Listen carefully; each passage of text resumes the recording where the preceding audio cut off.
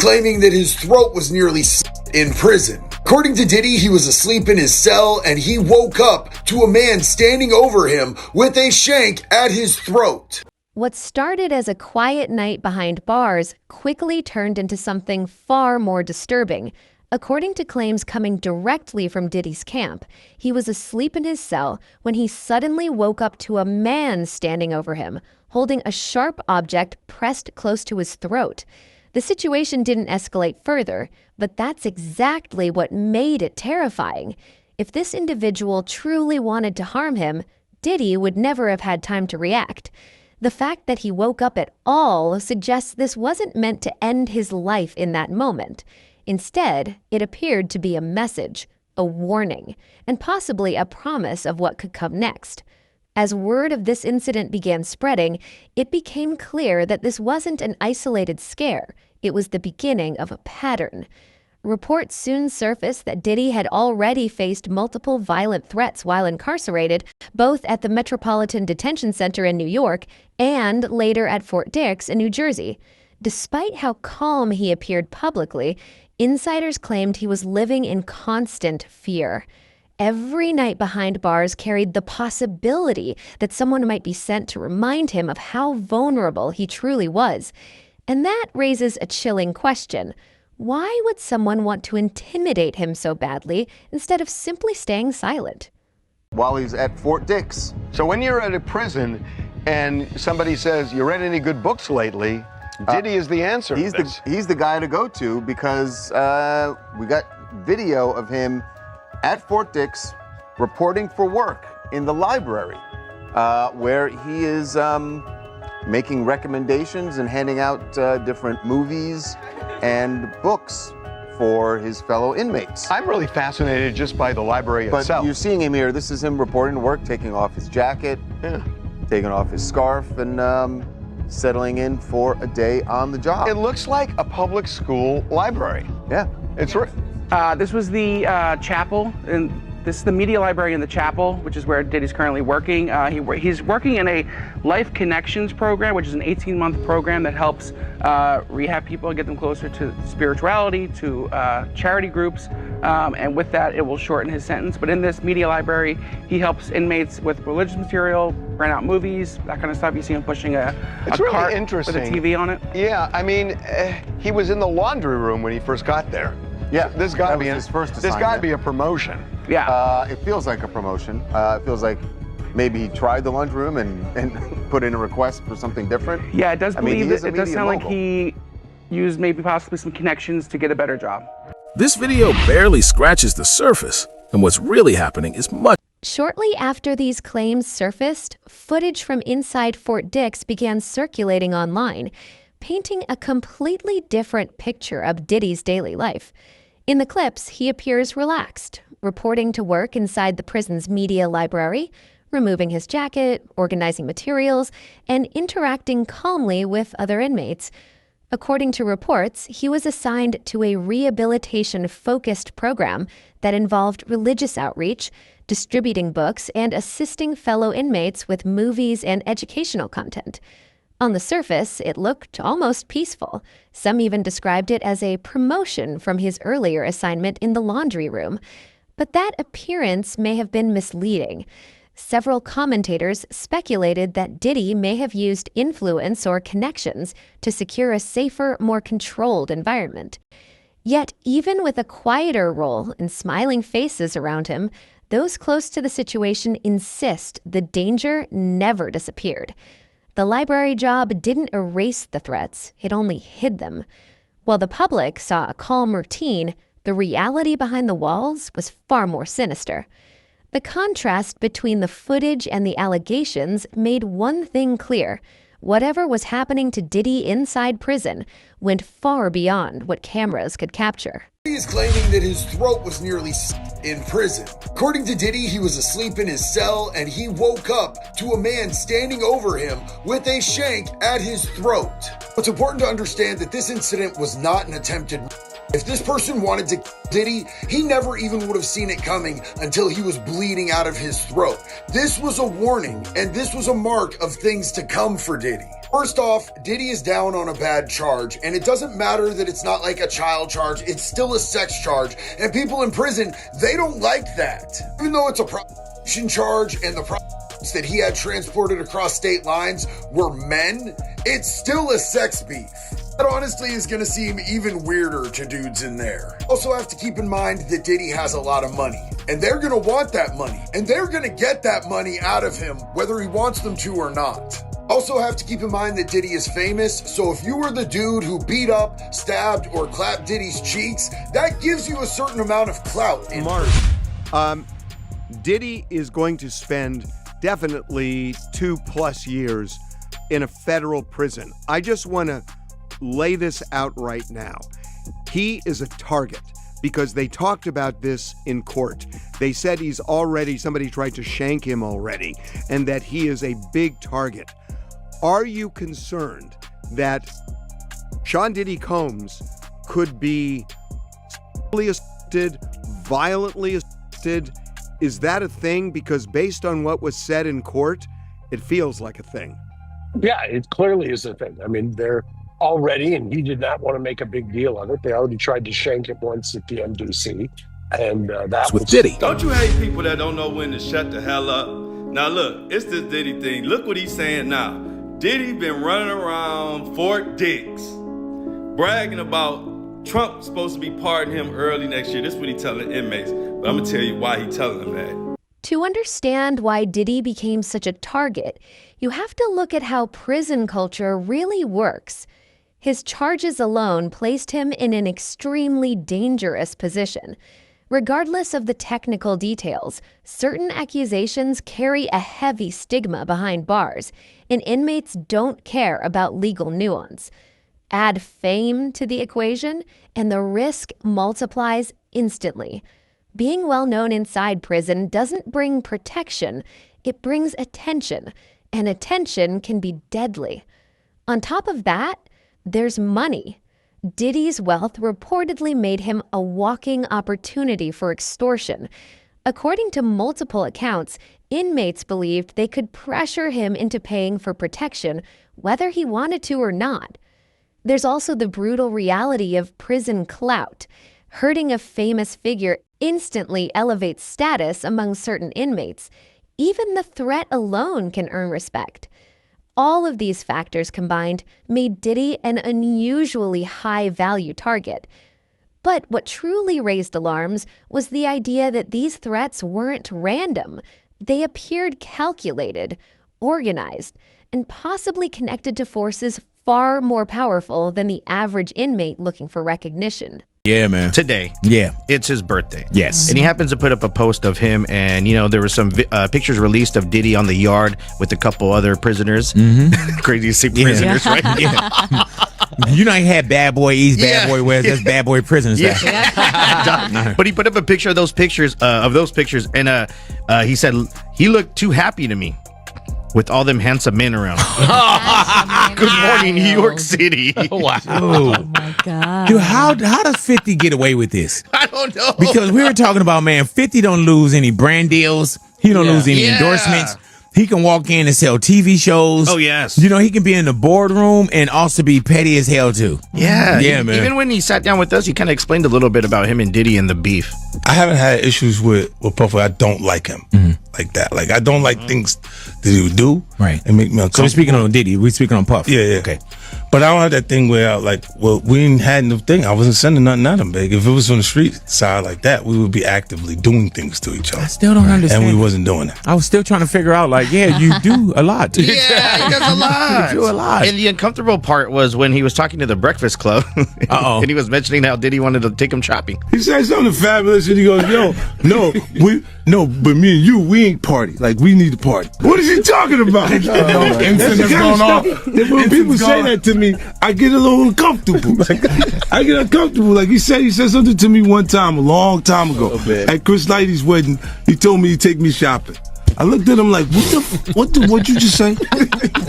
Let me move, man, before I do something. You gonna make me mess up the wedding. Oh, that's a nice gesture. Let me get out of no, dude, take me. That's what a guy says to a girl. Hey, dude, that sounds like something Mariano would say. Yeah, That's a nice gesture. Like, nah, you don't. Great. And I don't like it. See, Diddy think he's slick.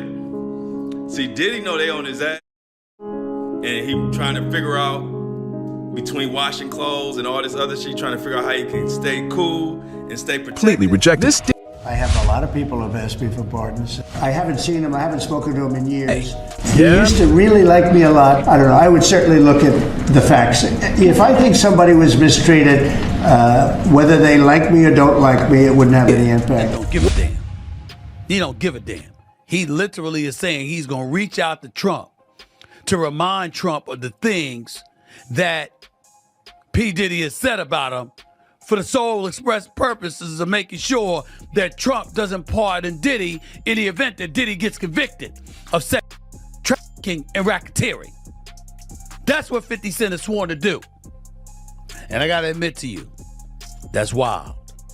Damn, you know you got an enemy there when the man want to go out of his way to contact the president, you know, and clearly he has some kind of inroads where he can get to President Trump so President Trump can hear him. He's basically saying, yo, brother need to go down. That suspicion deepened when attention returned to the federal case that landed Diddy behind bars in the first place. Prosecutors brought RICO-related charges against him, a legal strategy typically used when authorities believe a larger network is involved. Yet, oddly, Diddy was the only individual named. To many observers, that made no sense. RICO cases almost never involve just one person. This led to widespread speculation that others connected to the alleged activities were still in the shadows. And if that were true, it would explain the intimidation. Several legal analysts suggested that the threats Diddy faced could have been designed to keep him quiet, not to punish him, but to control him. If he spoke too freely, named names, or cooperated in any way, the consequences could be severe. Suddenly, that alleged late-night encounter in his cell looked less like a random act and more like a calculated reminder. Stay silent, or else. Diddler has sent 50 Cent some damn flowers while he locked up, bro. All right, we all know Diddy is mad about this whole docu-series that 50 put out on Netflix and is #1 going crazy, so you know he mad. Now, according to 50, all right, these are some warning flowers. Y'all know how Diddy used to get down. You know, he used to send people shit in the mail. He'll send a nigga blow up a car. Y'all know how he get down. So if he mad, clearly he's mad about this documentary. Bro sent 50 some flowers at his hotel while he was in Miami, bro.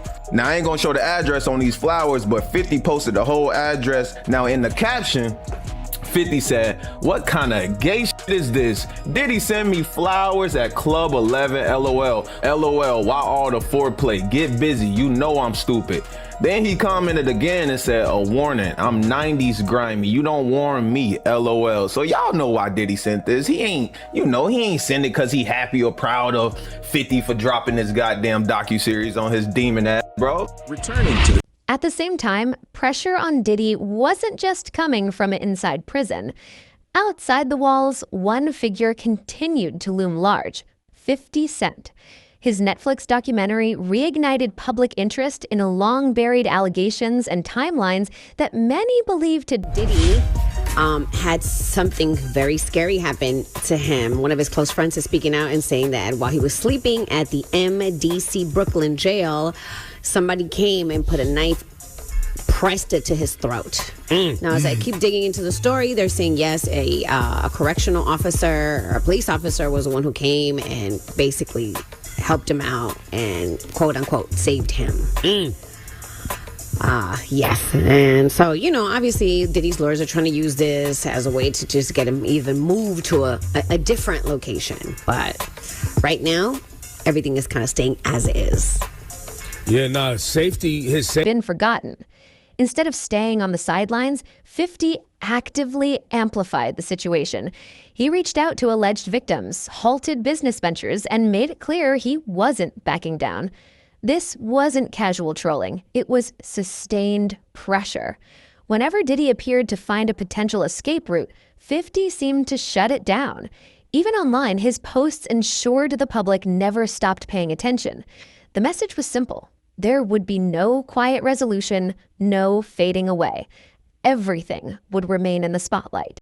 Safety being an issue when he's supposed to be, I think in some sort of protected environment. Remember MDC? Isn't that where the Epstein situation happened?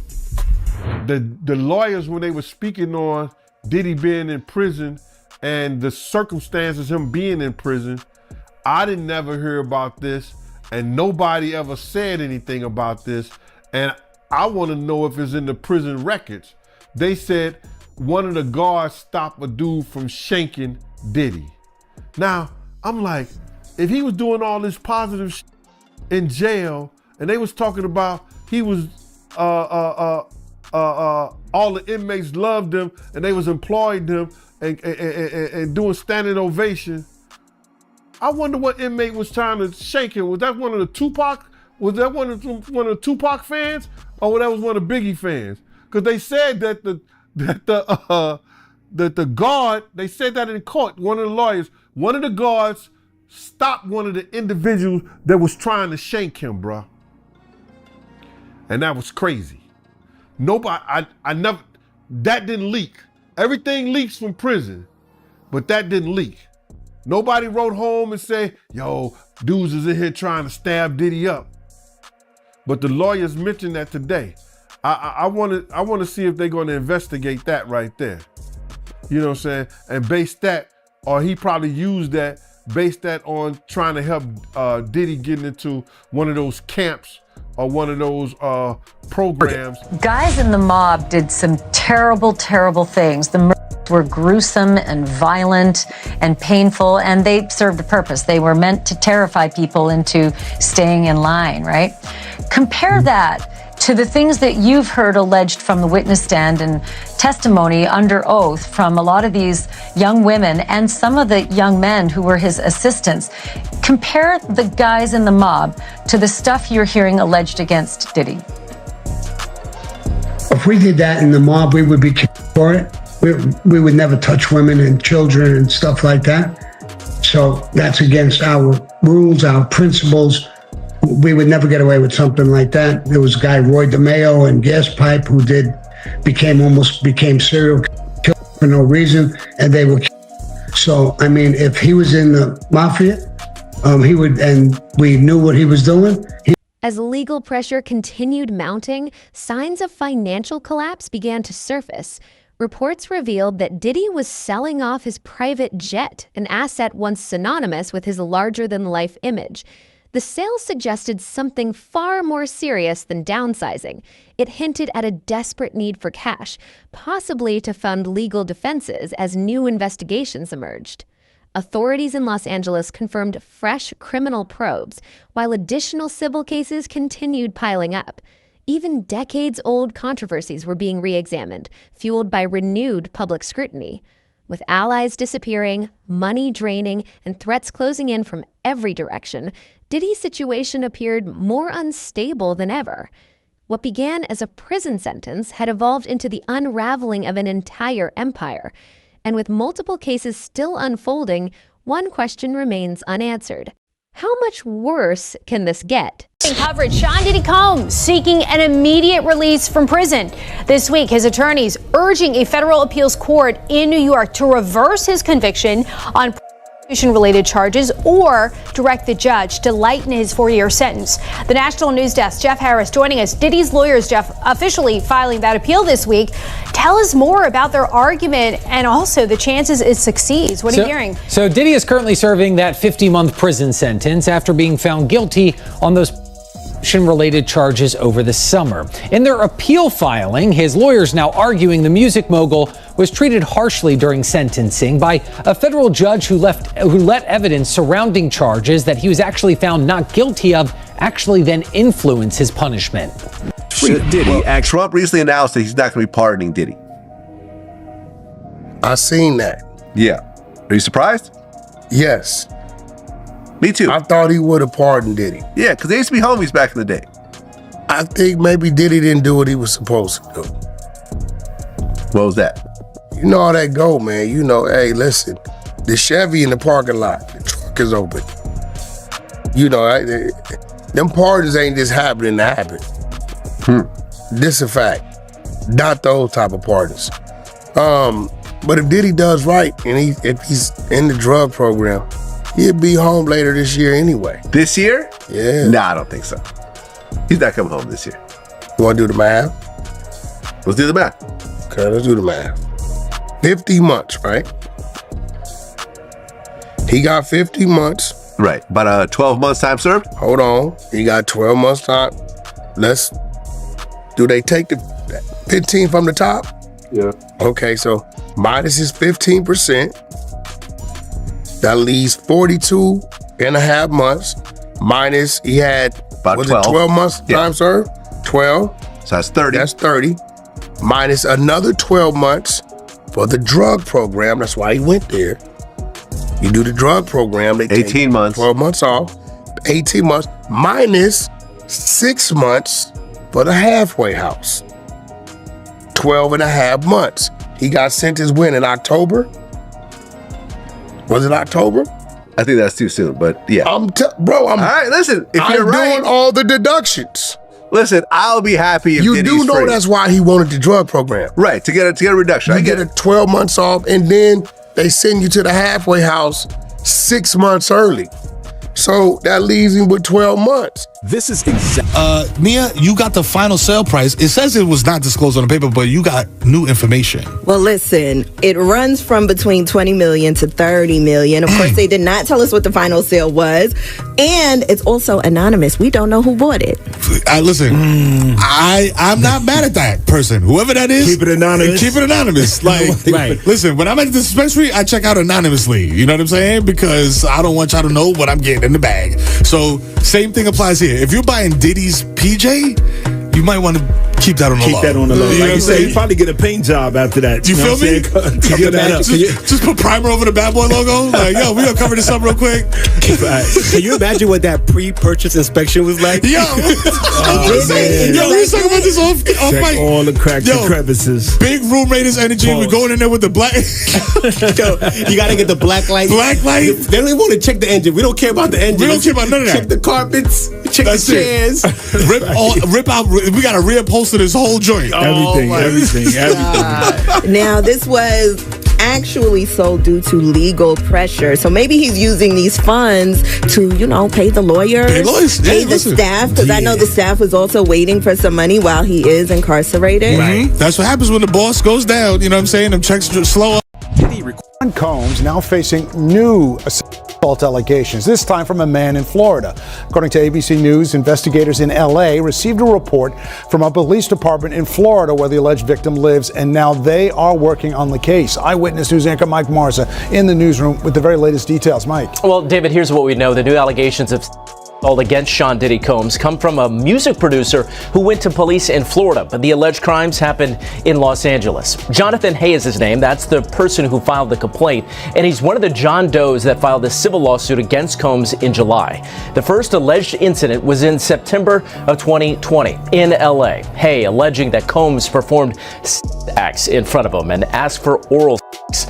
In a second incident, in 2021, Hay claims that C.J. Wallace, the son of the rapper Notorious B.I.G., took him to a location where two men put something over his head, he says, before Combs forced himself on Hay several times. Combs is currently serving out a sentence in Fort Dix, New Jersey, following his conviction earlier this year on two related charges. Combs' representatives have not yet responded to this lawsuit. My favorite thing about 50 Cent's Netflix Diddy documentary is how he built a timeline off of this information. And one of my favorite parts of this documentary is them really getting into the timeline of events when it comes to Tupac and Biggie. And it really gives us a lot of perspective from people that were close to the situation, and a lot of people allege in this documentary that they believe that Diddy was very jealous of Tupac. And they pretty much go through everything from the quad incident and Tupac believing that Puffy was behind it, like he said in the Vibe interview. And they lay out this whole timeline of the downfall happening perfectly, in my opinion. We are even hearing from Greg Kading, the detective that worked on Tupac and Biggie's case in this documentary. He is the investigator that did that proffer agreement with Keefe D way back in 2008, where Keefe D alleged that Diddy tried to offer him $1 million to take out Tupac and Suge Knight. And Tupac's trial with Keefe D is coming up very soon in early 2026. And we know that Diddy's name has been dropped at least 200 times during these proceedings already. So this is one case that I am definitely waiting for and I am going to cover. In Keefe D's 2008 proffer agreement, he alleged that Diddy's friend Zip Martin is the one that gave him the weapon that was used to take out Tupac. And Keefe D told the investigator Greg Kading that Zip Martin had a special compartment to keep this weapon in his car that he drove to Las Vegas. And in this documentary, we have Greg Kading confirming that Zip Martin did drive the same type of vehicle that Keefe D alleged to Las Vegas this night. And then during this documentary, we heard from the former president of Bad Boy, Kirk Burroughs, who alleged during this time, Diddy had him hiring a whole bunch of people and getting cars to drive to Las Vegas. And he is now very curious into why Diddy wanted to do this. And he said, in his opinion, he now believes that Diddy was behind taking out Tupac. We are following new developments in the case of the hip-hop mogul who is facing RICO charges in New York. Sean P. Diddy Combs. Court TV has just confirmed that the family of Tupac Shakur is investigating a potential link between the murder of Tupac and Sean Diddy Combs. This coming from attorney Alex Spiro, who represents Tupac's family. Now, this investigation had been previously reported by unnamed sources, but earlier today, Spiro confirmed to our Court TV team that he and a team of investigators has been hired. Sean Combs allegedly had business dealings with Dwayne Keefe D. Davis, who will go on trial next March for the murder of Tupac. This was back in 1996. Some have speculated that Diddy ordered Tupac's death. That, of course, is just a theory at this point, and we are monitoring the developments in both the Tupac trial and the federal indictment of Sean Diddy Combs. So a lot of information to come on that one. I get it. When you have a case that's 5 years old, it's hard to get overwhelming evidence that meets the burden of proof beyond a reasonable doubt. When you have cases this old, no matter what Fiddy has found out and put in this documentary, do you see it at all ever possible that Diddy could be involved in a trial when it comes to Biggie and Tupac? It could be possible, yes. However, like I said, they need a lot of corroboration to make that stick, because it's really alleged right now as to his involvement. It's not anything that's substantial or concrete that he was involved. It's personally from people talking about it and saying this is what happened. You need some more information to come forward to prove that. For a while, Diddy reportedly believed he still had one powerful card left to play, a presidential pardon. According to multiple inmates, he openly talked about his past relationship with Donald Trump, suggesting help was on the way. But that hope collapsed publicly. Trump confirmed that Diddy had requested clemency and that the request was denied. There would be no early release, no political lifeline. Insiders claimed this rejection hit Diddy hard. It wasn't just about freedom. It was about realizing that the connections he once relied on no longer worked. The shield was gone, and with it, any illusion of protection.